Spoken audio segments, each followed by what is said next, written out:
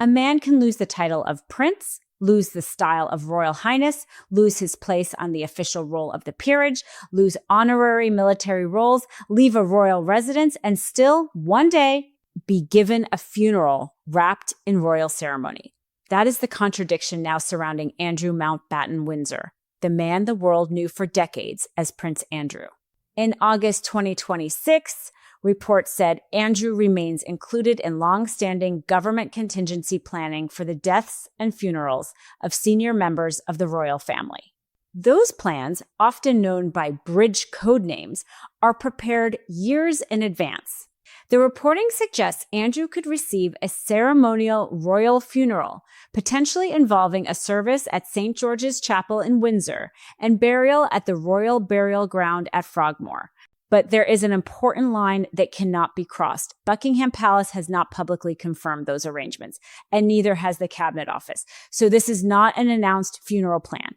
It is a reported contingency plan, and contingency plans can change.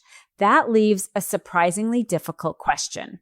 If King Charles went so far as to remove the royal identity Andrew had carried since birth, why would the machinery of monarchy still prepare to treat his death as a royal event? The answer begins with what Charles actually removed. On October 30th, 2025, Buckingham Palace announced that the king had begun a formal process to remove Andrew's style, titles, and honors. Days later, letters patent dated November 3rd formally declared that Andrew would no longer be entitled to the style, Royal Highness, or the dignity of prince. The man who had been born Prince Andrew in 1960 was now officially Andrew Mountbatten-Windsor. That was not merely a public relations gesture. It changed how he could be described in official life. His name was also removed from the roll of the peerage, meaning he would no longer be legally recognized as a peer in official documents. The legal status of the Duke of York peerage is more complicated because an inherited peerage normally requires an act of parliament to extinguish completely, but in practical royal and official usage, Andrew's ducal identity was removed from him. The palace also made the moral reason for the action unusually explicit. Its statement said the censures were necessary despite Andrew continuing to deny the allegations against him, and added that the king and queen's sympathies remained with victims and survivors of abuse. By that point, Andrew's public role had already been dismantled over years. He stepped back from public duties in 2019 after the disastrous BBC Newsnight interview about his relationship with Jeffrey Epstein. In 2022, his military affiliations and royal patronages were returned to the Queen, and he stopped using HRH in an official capacity. He later settled the civil case brought by Virginia Giuffre without admitting liability, while continuing to deny her allegations. So when Charles acted again in 2025, the symbolism was severe. This was no longer simply a working royal who had retired. The monarchy was drawing a formal line between Andrew and the titles, honors, and public standing that had once represented his place inside the institution. And yet that line did not erase every connection. Andrew remained the king's younger brother. He remained the son of Queen Elizabeth II and Prince Philip. He remained the father of Princess Beatrice and Princess Eugenie. And as of August 2026, he remained eighth in the line of succession, because removing a person from the succession is a separate constitutional process requiring legislation and consultation across the Commonwealth realms. That distinction matters because royal status is not one single switch that can simply be turned off. A title is one thing. A public role is another. A place in the succession is another. Family relationship is another. And funeral planning sits in yet another category. It is partly ceremonial, but it is also logistical, governmental, and security related. That brings us to the first smaller question. Does being included in a royal funeral plan automatically mean the monarchy is restoring Andrew's honor? Not necessarily. Britain's royal death plans exist because the death of a prominent member of the royal family can become a major public event. Officials may need to plan transport, policing, military involvement, media access, security, and the movement of the coffin. Those plans are made ahead of time because improvising after a death would create confusion. The best known example was Operation London Bridge, the long-prepared plan activated when Queen Elizabeth II died in September 2022. Prince Philip had his own plan, Operation Forth Bridge. Other members of the royal family have had similar bridge-based contingency arrangements. And that is the first clue to Andrew's situation. A contingency plan is not the same thing as a reward. It is a preparation for a future event that will need managing. If Andrew died while still one of the most internationally recognizable members of the king's immediate family, officials could not simply pretend his death would be a private matter with no public consequences. But there is another distinction that changes the picture even more. A royal funeral does not automatically mean a state funeral. Queen Elizabeth II received a state funeral, the form generally reserved for the sovereign. Prince Philip's funeral in 2021 was officially described by the royal household as a ceremonial royal funeral. The Queen Mother received the same category. Ceremonial royal funerals can still include military and royal elements, but they are constitutionally and symbolically different from the state funeral of a monarch. That matters because some headlines can make Andrew's reported plan sound as if he is being promised the same farewell as a king or queen. The reporting does not establish that. Instead, the claim is that he may remain eligible for a high-profile ceremonial royal funeral under existing contingency planning. So why St. George's Chapel? Because Windsor has long been one of the monarchy's central places of worship, burial, and family ceremony. St. George's Chapel is a royal peculiar, owing allegiance directly to the sovereign, and it has hosted the funerals and committal services of major royal figures.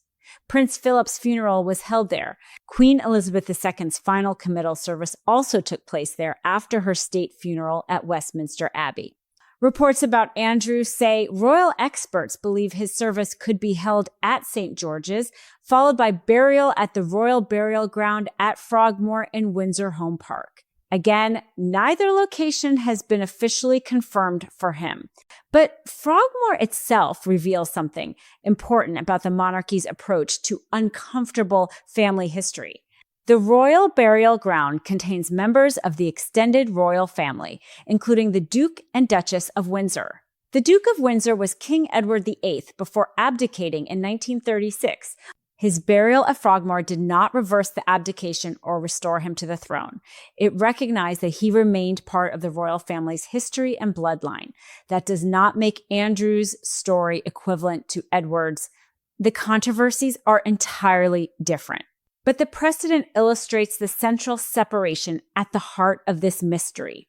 Royal institutions can strip a person of public status without pretending the family connection never existed.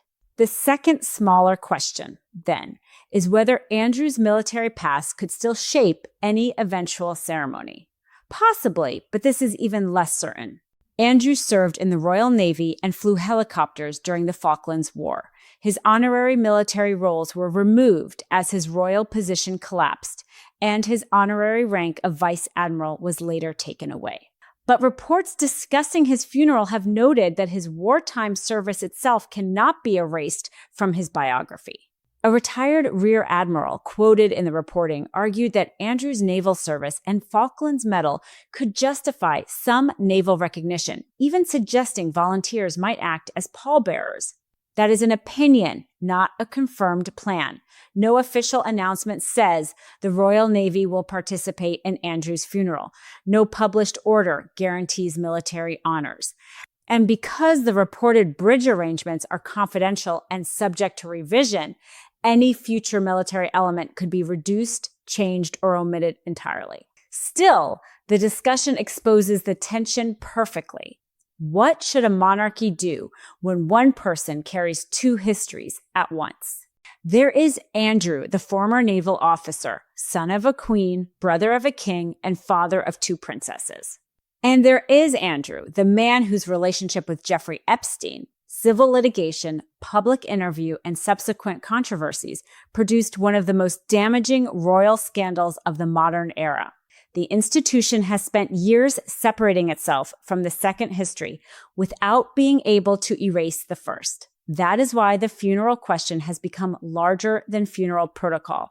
It is really a question about what punishment by a monarchy can and cannot mean. King Charles could remove titles under the royal prerogative. He could end Andrew's public royal identity. He could force a change in residence arrangements and strip away official honors. But none of those actions can change the fact that Andrew was born the second son of Queen Elizabeth II. And even now, the constitutional picture remains incomplete. He has remained in the line of succession unless and until Parliament and the relevant Commonwealth realms complete a separate process to remove him. That fact alone shows how many layers of royal status exist independently of one another. Then came the latest funeral reports, and with them, the third, smaller question. Are these plans fixed? No. That may be the most important fact in the entire story. The existence of old contingency planning would not bind a future monarch or government to every ceremonial detail. Royal death plans are updated. Circumstances change. Security requirements change. Family wishes change. Public expectations change.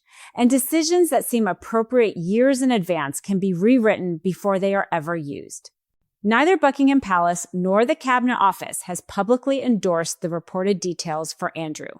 The palace has refused to comment on funeral planning.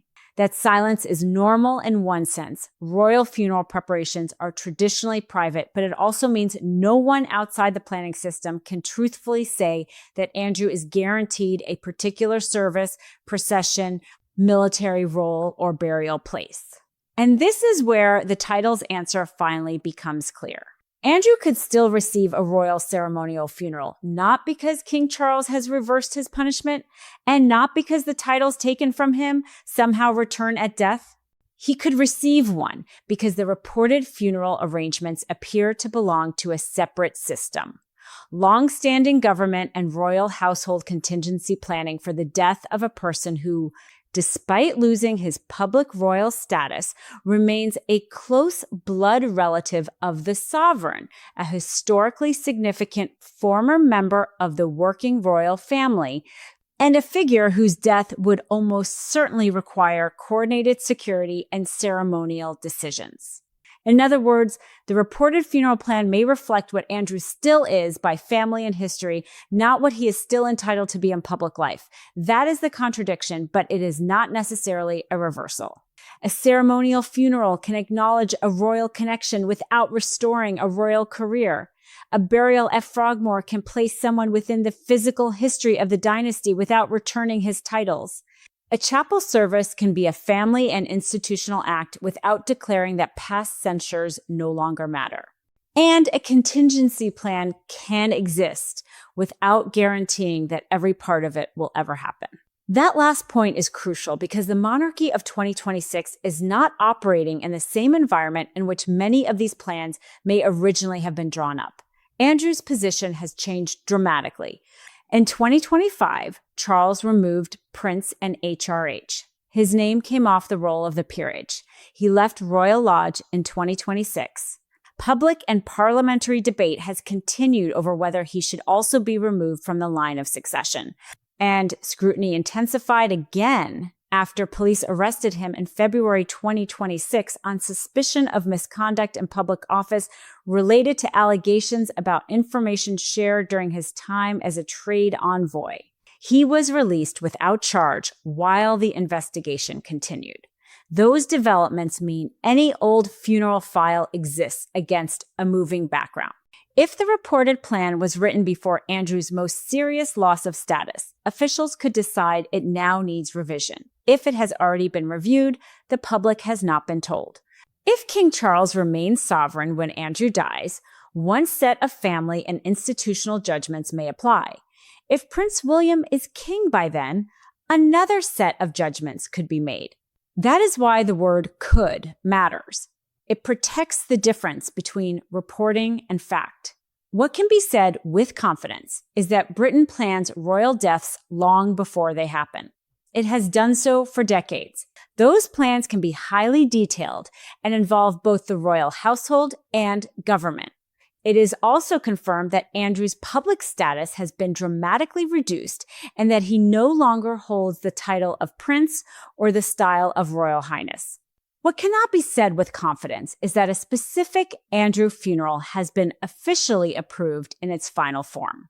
There is no palace announcement promising him a ceremonial royal funeral.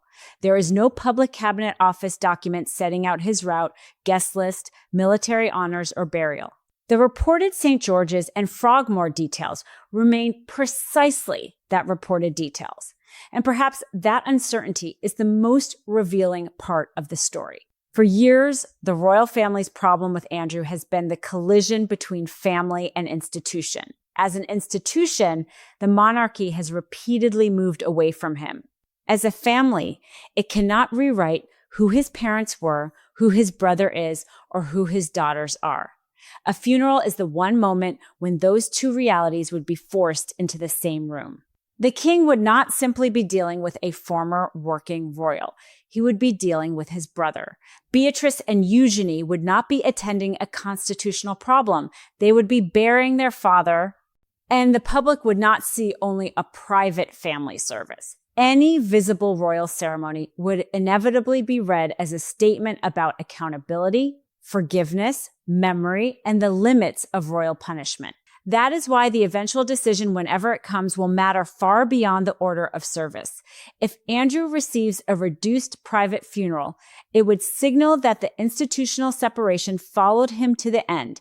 If he receives a ceremonial royal funeral, it would not automatically mean rehabilitation. It could instead signal something colder and more traditional, that monarchy distinguishes between removing status from the living and acknowledging dynastic membership in death.